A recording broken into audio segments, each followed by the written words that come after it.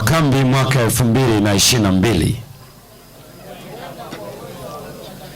Makambi 2022. Karibuni jioni hii ya leo, tunapoendelea kusikiliza neno la Mungu. Nitakwenda kwa uweza wa Roho Mtakatifu. Leo ikiwa siku ya 3 ya mfululizo wa mada tunazoendelea pamoja.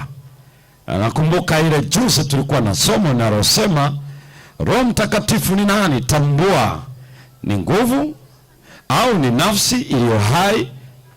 Tukaona ni nafsi iliyo hai, tena ni nafsi ya uungu. Lakini tukaona pia jana wakati tunajifunza somo hili kwamba Roho Mtakatifu anao utume. Ana utume gani basi? Tulipita katika aya za maandiko matakatifu na hususan katika Injili ya Yohana kwa wingi sana. Na tukaona Roho Mtakatifu anatusadikisha sisi kwa habari ya dhambi, kwa habari ya haki na kwa habari ya hukumu. Tulisoma Yohana 16 mstari wa 7 hadi 11. Na hayo yote yanazunguka kwa Yesu Kristo. Lakini tukaona kwa nini anafanya hivyo? Kwa sababu Yohana 14 mstari wa 26 atamshuhudia Yesu Kristo. Anatumwa ili amshuhudie Yesu Kristo. Lakini pia tukasoma Yohana 15 mstari wa 26 na tuliona yote hayo, tukajua Roho Mtakatifu ambaye ni anakuja atafanya jambo moja kubwa tu, kumuinua Yesu Kristo, kufanya aeleweke. Na jioni hii ya leo tunakwenda kuona sehemu hii tena tunaposonga mbele, shabaha ya Roho Mtakatifu. Shabaha analenga nini hasa kwa mwanadamu? Kwa sababu Yesu alisema yafaa ninyi ili mimi niondoke, maana nisipoondoka hawezi kuja Roho Mtakatifu. Anayo shabaha, target yake ambayo ni wewe na mimi. Lakini wewe na mimi hasa wapi anaelekea? Wapi? Tuliweza kuona ya kwamba wakati tunaanza habari hizi, nilitoa utangulizi moja wakati nasoma ile Mwanzo ile 1 mstari wa 25, walikuwa wote uchi na bila haya. Lakini pia nikasoma ile Mwanzo sura ya 3, safari hiyo wako uchi na wanaona haya. Nikasema mahusiano yaliharibika tayari, na aliyekuwa ananena nao ni Mungu mwenyewe. Nini kimetokea kati ya Mwanzo sura ya 1 na ya 2 na Mwanzo sura ya 3? Na leo tunahitaji kuweza kuona kinachofanyika hapa. Roho, kwa nini yeye ni muhimu sana kwako na kwangu? Huyo Roho Mtakatifu anafanya jambo kubwa sana.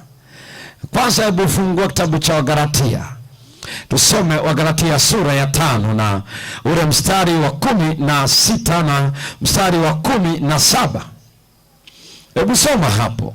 Na maandiko matakatifu yanasema, Biblia inasemaje? Basi nasema, ndio, enendeni kwa Roho. Enendeni kwa Roho, wala hamtazitimiza kamwe tamaa za mwili. Hamtazitimiza kamwe tamaa za nini? Za mwili. Unajua wanaandikiwa hao sio kwamba ni wapagani. Wanaandikiwa Wakristo, kanisa la Galatia. Yaani anasema msienende kwa mwili, enendeni kwa Roho, kwa sababu hamtazitimiza kamwe tamaa za nini?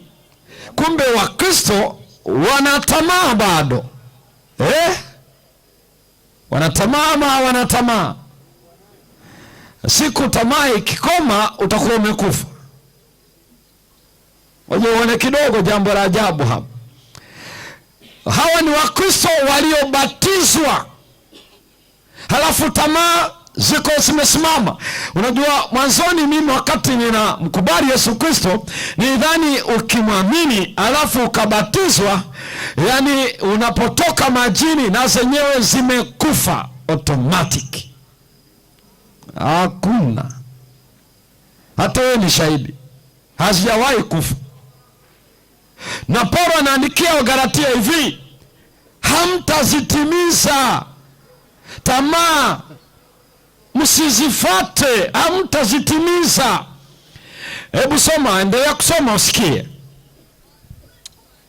Kwa sababu mwili hutamani, mwili unatamani ukishindana na roho. Wakati huo kwa kutamani kwa mwili vinashindana na roho, na roho kushindana na mwili, na mwili unashindana na mwili, na roho inashindana na mwili, kwa maana hizi zimepingana. yaani mwili na roho ni zimepingana kabisa, ni kama kusini na kaskazini, ama mashariki na magharibi. Havitaweza kupatana, havitaweza kusuruhishwa, havitakubaliana, hata mwezi kufanya mnayotaka. na hivyo mmejikuta mko katikati. Sasa mna dilema ya ajabu sana, hata mnakuwa katikati ya mjui sasa mfanyeje. Hawa ni Wakristo waliomwamini Yesu, waliobatizwa, lakini wanaojaribu kutembea nazo mbili, waenende katika roho na waenende katika mwili. Anasema hamtaweza kutimiza. Tamaa zina vita na roho, na roho ina vita na mwili, na tamaa haitaweza kusema hapa sawa. Sikiliza vizuri, sikiliza vizuri hapa. Kabla ya dhambi, mwili wa mwanadamu, anazungumzia Adamu na Hawa, ulikuwa na tamaa nzuri tu, legitimate desire, legitimate desire. Lakini baada ya dhambi kuingia, legitimate desire ikarise, tamaa ambazo haziendi kwenye target yake zikainuka. Na siku zote utaona anazitumia simultaneous, akitamka tamaa ama atamke mwili, zinatembea zote kwa pamoja, ni kama synonymous na jingine. Na hii anasema ni tamaa, hapa anasema hamtatimiza tena mwili yenu, kwa sababu mwili unapingana na roho. Mara ataje mwili kama tamaa, mara ataje tamaa kama mwili. Kwa hivyo utaona na zinakuwa sio tu na ambao hawajamjua Mungu bado, lakini na ambao wana Mungu pia, kama Wagalatia. Tutaishi na tamaa hizo za aina mbili mpaka siku atakapokuja, siku ambao mwili utavaa kutokufa na kutokuharibika. Kwa hiyo unapopata kiu, hiyo ni legitimate desire. Unapopata hamu ya kula chakula, legitimate desire. Kuingia kwenye ndoa katika njia halali, legitimate desire. Lakini inapokuja upande ulio hasi, ambao ndio unaotajwa hapo, inakuwa ni kitu kingine bado. Na nawaambia Wakristo, msizifate, hamtazitimiza. Sasa hapa ndipo unahitaji kuona kwa nini Yesu alisema ninaondoka ili aje Roho Mtakatifu. Ndiye solution. That's God's solution to human dilemma. Hapa Mungu anakuja na ufumbuzi kwa mkanganyiko alionao mwanadamu.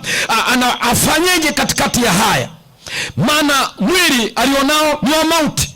Maana yake mwili wenye tamaa nzuri na mbaya. Ndio maana Mungu hawezi kuua, maana akiua mwili utakufa mzima kabisa. Lakini anafanyaje basi? The Holy Spirit. Hapa ndipo kuna sayansi inayotufanya tujue kwa nini tunaenda kwa uwezo wa Roho Mtakatifu. Yaani kuishi chini ya uongozi wa Roho Mtakatifu. Ziko za aina kuu tatu. Nasikiliza vizuri. Tatu muhimu sana. Hizo tamaa ambazo zinakaripiwa na maandiko matakatifu na zimewekwa wazi sana ya kitabu cha Yakobo, the book of James, sura ile ya 4. Na unajua Yakobo aliandika kitabu hicho ni Yakobo yule mwana wa Yusufu aliyemwoa Mariamu. Wako vijana 4 wanatajwa kwa majina yao katika Biblia, na miongoni mwa hao wawili wameandika Biblia ni Yakobo hiyo, alafu na kitabu kile cha waraka wa Yuda. Ni wale vijana wa Yusufu ambao baadaye walikuja kuwa waongofu, wakamjua Yesu sio tu kama walivyokuwa wanamfahamu, wakamjua Yesu ni Bwana. Na sasa Yakobo anaandika, na ndicho kitabu cha kwanza kabisa cha Agano Jipya kuandikwa. Watu wanaweza kufikiri ni Mathayo ni nini? Hapana. Cha kwanza kabisa ni kitabu cha Yakobo. Na alikuwa anaandika kipindi ambacho Kristo walikuwa kama wamefubaa, Yani wameshindwa kudemonstrate hiyo faith yao, kwa sababu ya hawakuwa upande wa Wayahudi wala hawakuwa upande wa serikali. Serikali haikutambua Ukristo by that time, lakini wakati wa Wayahudi nao wanaona kwamba wamejitenga na wao, kwa hiyo hawakuwa sehemu yoyote. Huko kuna mateso, huko kuna mateso, na hivyo ikawa kama mchezo fulani tu, kama Mungu anajua tu moyo wangu, lakini they cannot demonstrate their faith, kwa sababu ukionekana unakutana mateso. So James is challenging their faith.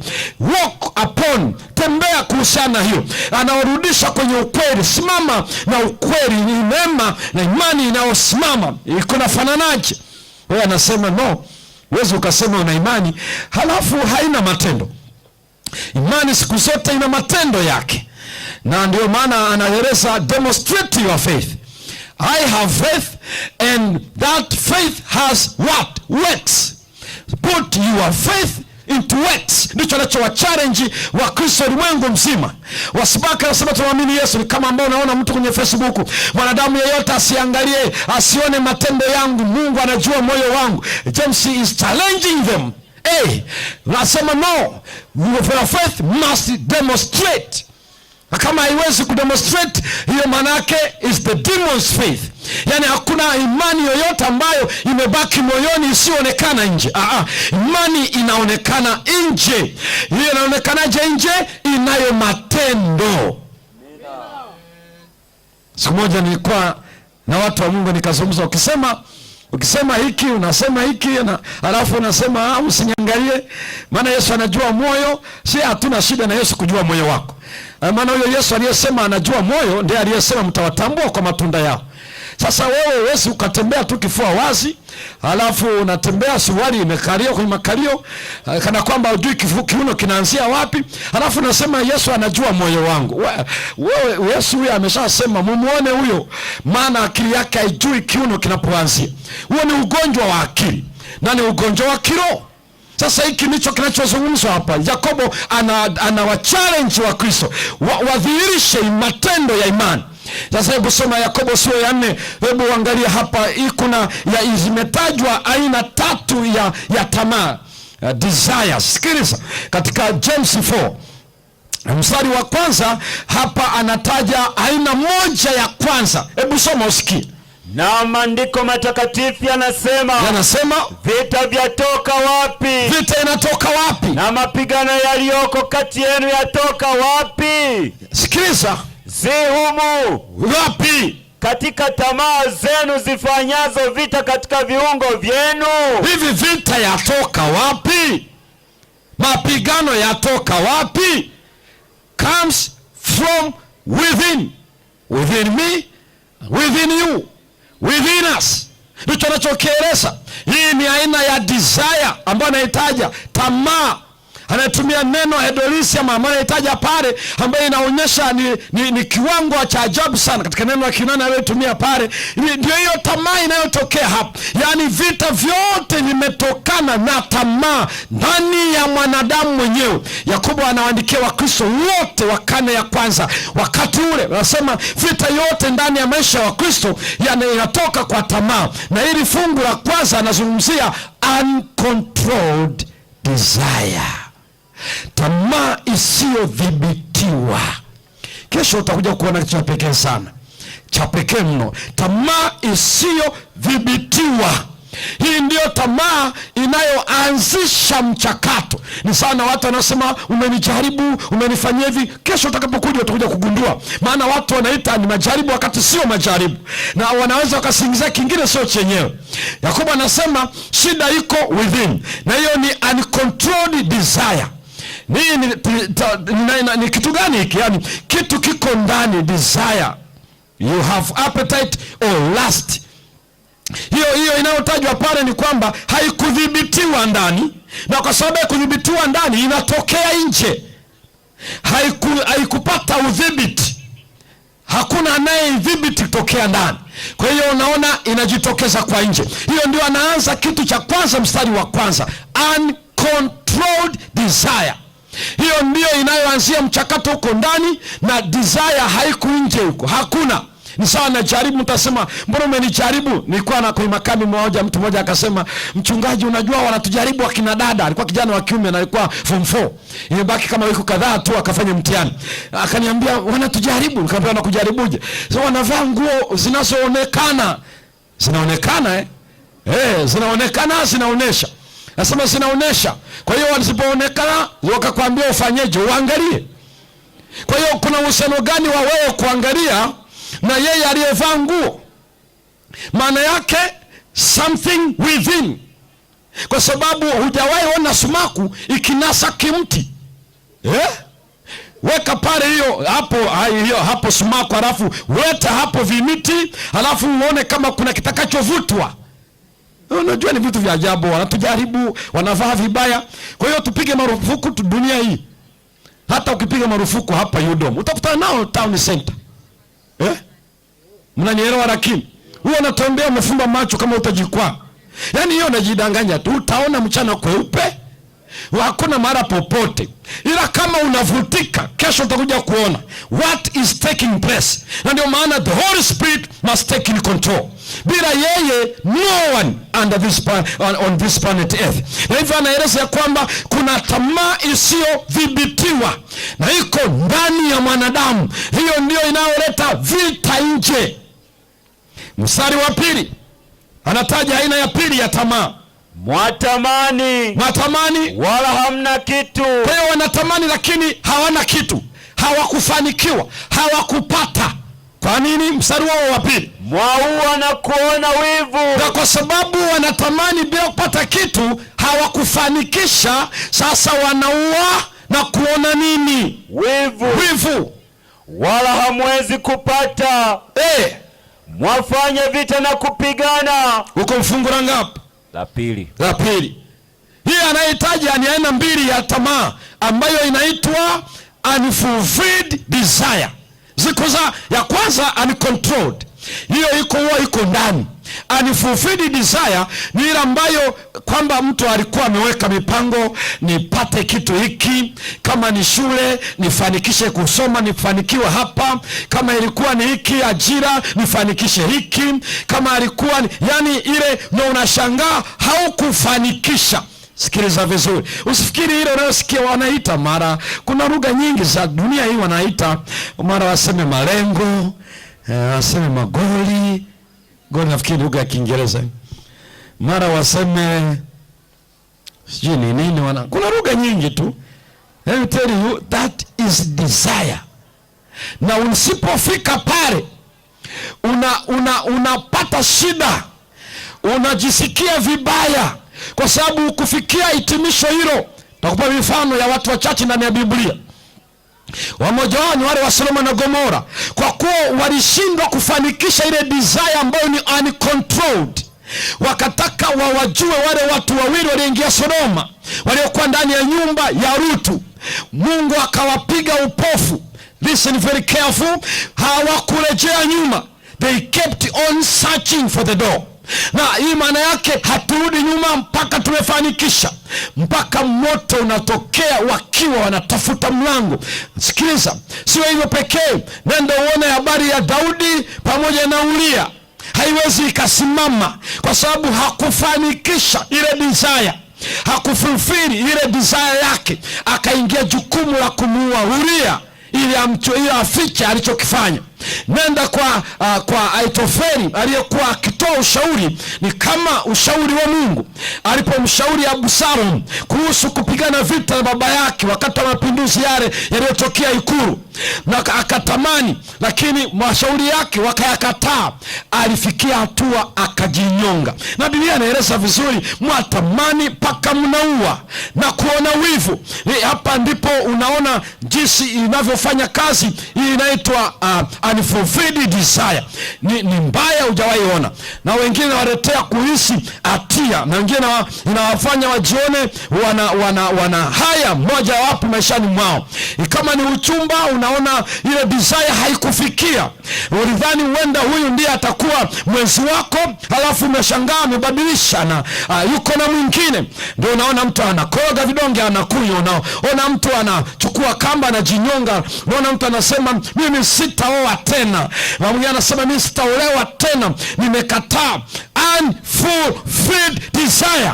Unfulfilled desire inazidi uncontrolled. Sikiza vizuri, lakini vyote vinaanzia hapo. Zinapolipuka uncontrolled, inakupeleka kwenye stage ya unfulfilled desire, ambayo ni mbaya sana. Unaweza ukamchukia mtu na ukaandika X, unasikia hata kwenye kaburi langu sitaki kukuona.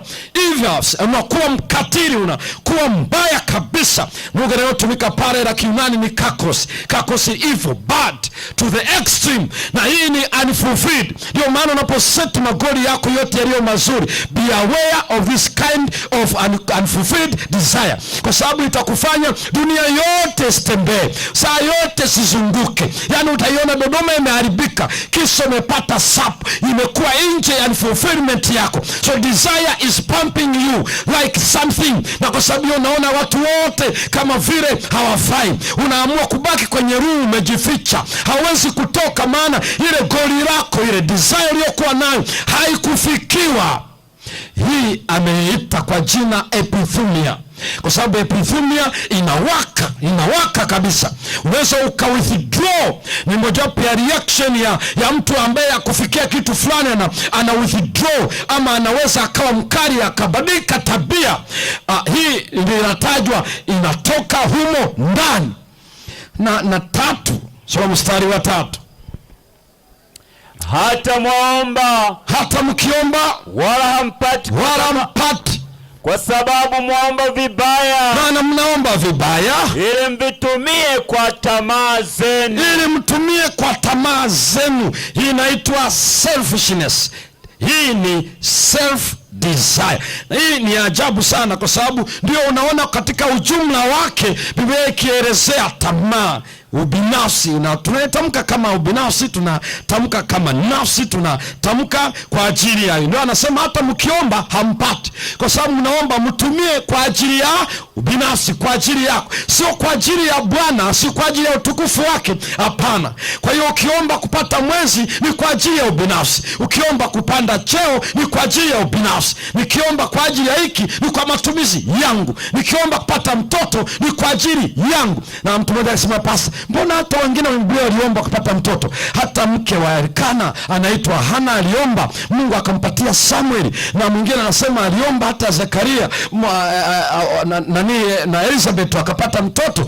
Ukienda ukasikiza vizuri Biblia, si kweli hawajaomba kwa ajili ya self desire, walikuwa na agenda ya Mungu. Na ndio maana yani ukirudi unashangaa Biblia inachokieleza, wanaomba wapate, kwa sababu wanaomba kwa ajili ya desire yao, self desire. Na mojawapo ya mambo ambayo Biblia inayataja ni matusi mbele ya Mungu, when we pray for self gratification. Yani hiyo when we fail to gratify, hiyo ndio nasema unfulfilled desire. Tunashindwa kugratify tulichokuwa tumekitaka, na tunaingia kuonekana ule mzizi wa tamaa ambayo ni ya kwangu binafsi.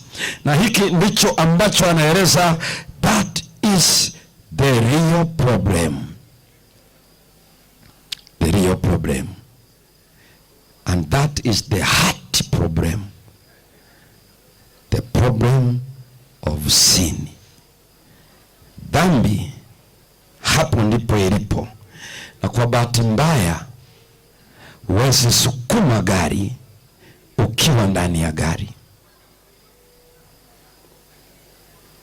Ikikwama kwenye tope, kanuni ya physics inasema step out. You must stand somewhere outside to move something from that point to another point. Lakini kusema niko ndani ya gari, tusukume jamani, tusukume, haitaenda. Itakuwa ni kichekesho kabisa. Ndivyo ilivyo kwamba mwanadamu yeyote baada ya dhambi, ni kama akijaribu kupambana na hilo, anajaribu kusukuma gari akiwa ndani ya gari. Gari ya mstari wa 4 mpaka mstari wa 7. Enyi wazinzi. Hapo anapozungumza ni spiritual adultery, azungumzie uzinzi wa kimwili, kwa sababu anazungumza na watu wanaopambana na nguvu hii ya miili yao katika ujumla wake. Enyi wazinzi, hamjui ya kwamba kuwa rafiki wa dunia ni kuwa adui wa Mungu? Analeta conclusion inayosema tamaa ndio inayofanya mimi na wewe tuwe rafiki wa ulimwengu wa dunia. Phileo cosmos, kwa sababu cosmos ndio dunia, na ile phileo anaitaja ndio uone jinsi vile anavyozungumza hapa, kwa sababu niwaambia kwamba phileo ni emotional strong desire, na anasema kwa sababu ya hiyo tamaa mlio nayo imewafanya kuwa very close to the world, na kuwa marafiki wa ulimwengu. Msomaji, ni kwa marafiki wa nani? Basi kila atakaye kuwa rafiki wa dunia, kila anayetaka kuwa rafiki wa dunia hujifanya kuwa adui wa Mungu. Automatically amekuwa adui wa Mungu. Sikiliza vizuri, sio kwamba watu wanasema mimi ni rafiki wa Mungu kwa kutamka, no, but the desire, uncontrolled desire, unfulfilled desire of self. Hivyo vitu ndio vinaonifanya mimi na wewe kuwa classified kwamba sisi ni upande wa dunia. Ndio maana vitu vyote vinavyotokea ndani, vitu vyote vinavyogusa, ni kama nikitukana, ni kama nikitamka maneno mabaya, ni kama nikimwibia mtu, ni kama nikiingia kwenye zinaa, ni kama nikifanya ufisadi, it comes from within. That epithumia, the desire, strong desire within us, ndio inayotufanya tuwe wa ulimwengu, phileo cosmos. Na hii ndicho ambacho anasema hiyo automatic inanifanya niwe adui wa Mungu. Au mwazani ya kwamba maandiko yasema bure? Maandiko hayajawahi sema bure. Huyo Roho akae ndani yenu, huyo Roho akae ndani yetu, hututamani kiasi cha kuona wivu. Anatutamani kwa kutuonea wivu, lakini hutujalia sisi neema iliyozidi. Hutujalia kitu gani huyo? Neema iliyozidi. Neema iliyozidi. Kwa hiyo husema, anasemaje? Mungu huwapinga wajikuzao, alafu bali huwapa neema wanyenyekevu. Roho Mtakatifu hutujalia kitu gani? Neema. Sikiliza vizuri, Yesu alipokuja alikuwa ni kumglorify Baba. Kwa glorify maana yake alikuwa na demonstrate the image of God. To demonstrate the image of God is to demonstrate the love of God, because love is the image of God. Ndio maana Yesu anasema hakuna mwenye upendo mkubwa kama huu, na anasema nimewafundisha, nimewaonesha, nimewadhihirishia jina lako, upendo wako wameuona. Kwa hiyo Yesu alikuja a demonstrate, auoneshe kwamba hii ndiyo tabia ya Baba. Na listen very careful, Roho Mtakatifu anapokuja, yeye anakuja amtukuze Mwana. Kazi yake ni hii. Sikiliza hapa ndio kitu cha pekee, ni kuonyesha neema. Love, when love goes up, that means worship. Sikiliza vizuri, na anasema if you love me, you worship me. Love inapoenda up, inapoenda mbinguni, the love that goes upward, that is worship. But the love that goes outward, that means affection. When we relate well with one another, affection, love goes outward. But when love bends, stoops to reach us, that is grace. Na sasa angalia kitu, ndio maana sikia neema ya Mungu imefunuliwa Kristo alipodhihirika kutufikia sisi. That was love which has bent to reach humanity. Na hicho ndicho Roho Mtakatifu anachokifanya, anafanya that kind of love to go, to be abundant, to exceed. Hiyo na nani ameleta? Neema ameleta Yesu Kristo. Kazi yake ni kufanyaje? Kuhakikisha kwamba ile neema ya kwamba Yesu ametuokoa inapanuka katika nia na akili ya mwanadamu. Kesho tutakuja kuona jambo hilo, vile Roho anavyofanya ndani ya maisha ya mwanadamu anayekubali afanye hayo, kwa sababu sio kazi tena ya mwanadamu, ni kazi ya Roho Mtakatifu. Ndiye anayefanya neema iwe kubwa kabisa, ili iweze kuoverpower epithumia na kuweza kuweka ndani ya udhibiti wa Roho Mtakatifu. Na ndipo akasema hiyo ndio kumpinga huyo adui shetani. Na ukiendelea anasema mkimpinga shetani Mungu atakuwa pamoja nanyi. Kwa hiyo the target of the Holy Spirit, shabaha ya Roho Mtakatifu ni kuhakikisha neema iliyofunuliwa inakuwa kubwa sana, na ambayo ndio tu gia pekee ya kusalimisha hii desire, uncontrolled, unfulfilled and self desire, hiyo ambayo kila mwanadamu kwamba ni Mkristo ama sio Mkristo iko ndani yake, na dawa yake ni Roho Mtakatifu. Hii ndipo akasema hamtaweza kutimiza, ila enendeni kwa Roho. Kuna vita, the tug of war. Hiyo vita sio ya Ukraine na Russia, wala sio vita kuu ya kwanza ya dunia ama ya pili ya dunia, wala ni vita, the battle within yourself, within myself. Yani haifanyiki huko nje, mtu akikukanyaga ukamfyumu, ukafyonza, ukatukana, sio kwamba amekusababishia, no, something within yourself. Na usipojua utafikiri ya kwamba amenisababishia. Vita yatoka wapi? It's not coming from outside, comes from within us. Na kwa sababu anasema what is the solution? The Holy Spirit ataizidisha neema, ata expound the Savior in us, atainua Calvary mbele yetu. The only solution for you and me is to have the Holy Spirit. Hiki ndicho alichosema, ninaondoka, anakuja Roho Mtakatifu, na huyo ndiye atakaye waweka kwenye kweli yote, ataikuza neema kwa upande mkubwa. Hiyo ndio akasema ukimnenea vibaya ukamkufuru, unabaki na dhambi usiosameka. Why? Kwa sababu you will be having uncontrolled and unfulfilled desire, ambayo itakudrive wewe ukawa mtumwa. You become a servant, a slave to desire.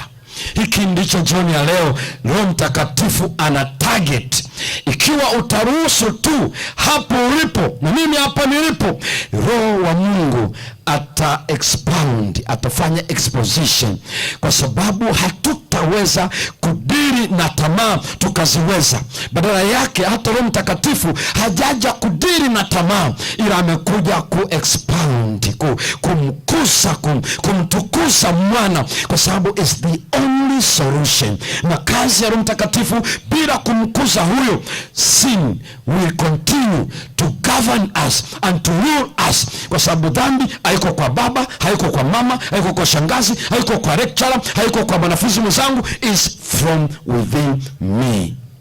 Huyu ndio Roho Mtakatifu anatafuta nafasi kwa maisha yako.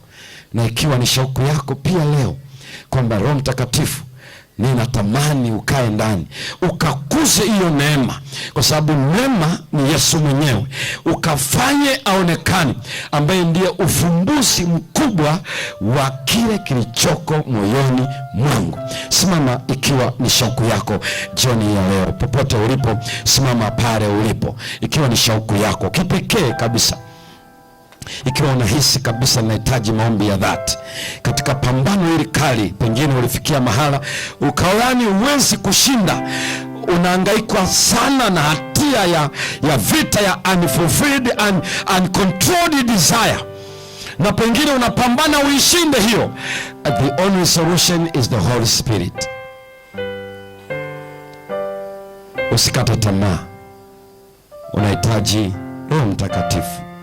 Ikiwa maishani mwako kipekee kabisa, anasema I need him, I need the Holy Spirit.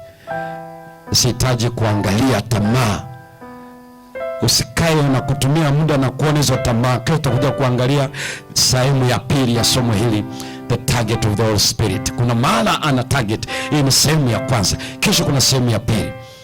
Lakini hata tu kwa jioni ya leo, Bwana akuondolee hiyo guilt and shame, the sense of guilt and shame, because you cannot rectify the past, because guilt inakupeleka kwenye past. You live on the past, and the Holy Spirit wants us to live in the present and the future.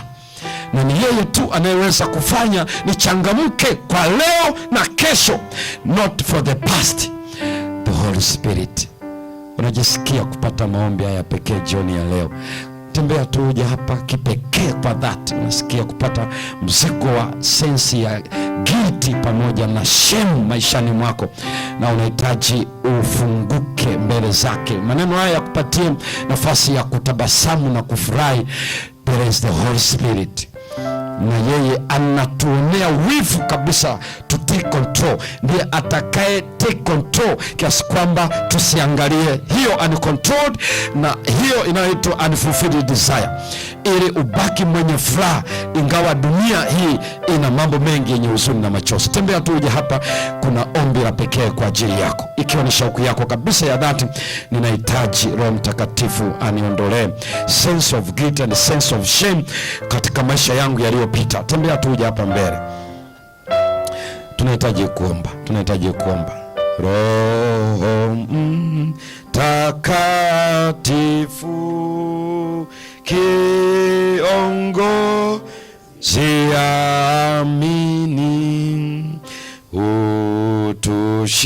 utushike mkono tulio wasafiri, utupe kusikia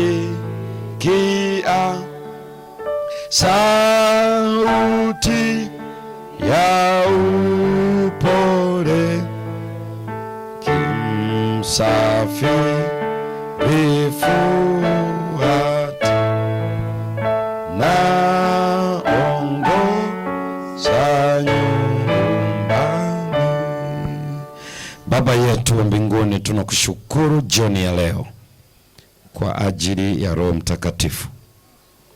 Hakuna mtu atakayeiangalia tamaa wala kuitimiliza, na hatutajitenga nayo, lakini kuna ufumbuzi mikononi mwako. Jioni ya leo tunamhitaji Roho Mtakatifu, ndiye atakayezidisha neema. Neema hii itakapozidishwa na tamaa zisizotawalika, tamaa zisizofikiwa, na tamaa ya mwili kwa ujumla, vitasalimishwa kwako. Kuendelea kuishi chini ya tamaa ni kuwa watumwa, ni kuwa rafiki wa dunia, na kitendo hicho ni kuwa adui na wewe. Tumesimama jioni ya leo, tunatamani uwe rafiki yetu, tukawe adui wa dunia. Sisi sote tulioko hapa tunahitaji ushindi wa leo. Huyu Roho Mtakatifu kiongozi amini, kanene na kila kijana aliyesimama hapa na wale wanaotusikiliza kutokea mbali, atuzawadie moyo uliotulia, kwa sababu vita hii inawezwa na inawezekana kwa ushindi wa Roho Mtakatifu. Utuhurumie Mungu wetu tulipojitahidi kufanya pasipo wewe, na uturehemu. Onyesha upendo huu kwa kila aliyoko hapa, akauone kuwa ni halisia, na ukatuumbe upya kwa uwezo wa Roho Mtakatifu. Kalikuze jina la Yesu Kristo ndani ya maisha yetu. Asante kwa furaha, na asante kwa msamaha, asante kwa ujasiri na faraja ya kweli. Hata jioni nyingine tena utakapotupatia, amani ya Bwana na ushika Roho Mtakatifu viandamane nasi katika jina la Yesu Kristo. Amina. Mungu awabariki sana.